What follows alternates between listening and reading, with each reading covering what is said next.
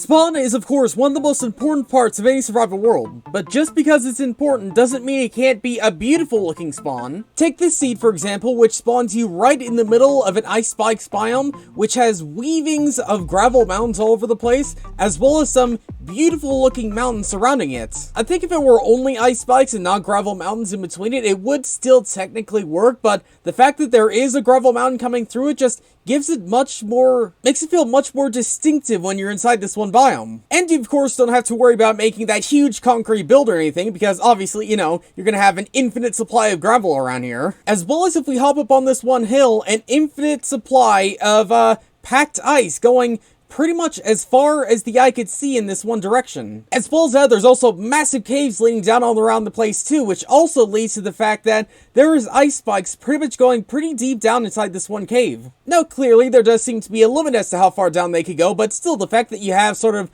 icicles hanging down your one cave, still, once again, makes it feel much more alive than usual. But even on the surface, there's still some incredibly distinctive generation to do with the ice spikes and the caves. First off, again, with more ice shards going all far in here, and also things like this frozen river right around here. Did I call this a river? It's more like a pond when you really think about it. Well, whatever you want to call that thing, you're going to want to head near it, because just over at these corners right here, not far from that one little thing, there's actually a Rune Portal right here, with not only some obsidian in the portal, but also a few bits of obsidian inside the chest too. And, as it turns out, not too bad of a spawn too. But of course, before you actually think about going to the nether, you might want to stay in the frozen tundra of spawn, because heading off in this direction, we get this one village, which, pretty distinctly happens to generate on quite a steep level of a terrain. Fortunately for the villagers, it seems as though most of the village houses managed to generate in pretty low down. The only thing that generated up here was actually the potato farm. So unless there's a rock climber in this village, there might be a little bit of a famish in this village. But of course, most people aren't going to want to have to settle down in a frozen biome having to worry about snow landing on their builds.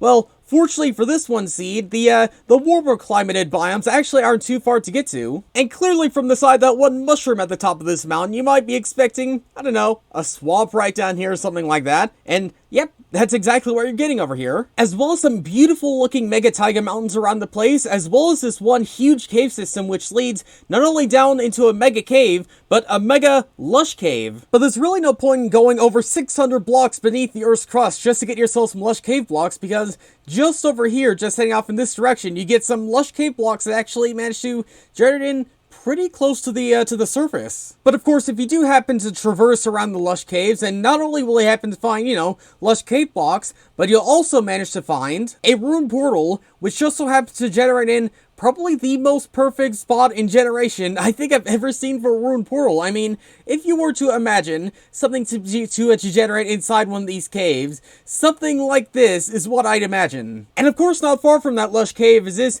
beautifully yet weirdly shaped mountain right here, as well as another one on the opposite side of that. So I don't know, maybe a good idea, making both of these mountains into a mega base? I don't know, just thinking out loud. I mean, if you were to do that, you have a pretty good place on starting off, being this one village right here with not just one blacksmith, not just two blacksmiths, but actually 3 separate blacksmiths inside this one singular village. We have this one sitting itself right here, and then right at the very edge of this one village right here, we have this one over here, and this one just over here. And I mean, come on, just looking at it from the one village, these two mountains, prime real estate for a mega base. But okay, I know there's at least one person watching this that can't see the glorious opportunity I could see, and if you are that one person, then I'd recommend you head off in this direction past the one ocean, because you'll eventually come across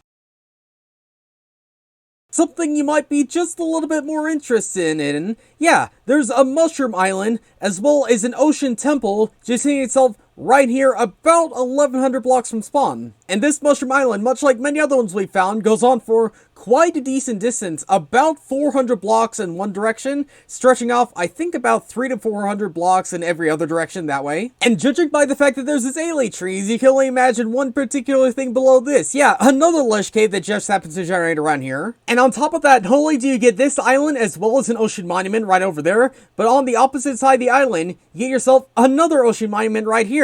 And all that and more is what you get from this one seed, which begins you in such a beautiful looking spawn of your one world. And with that said, thanks for watching, and I'll see you all later.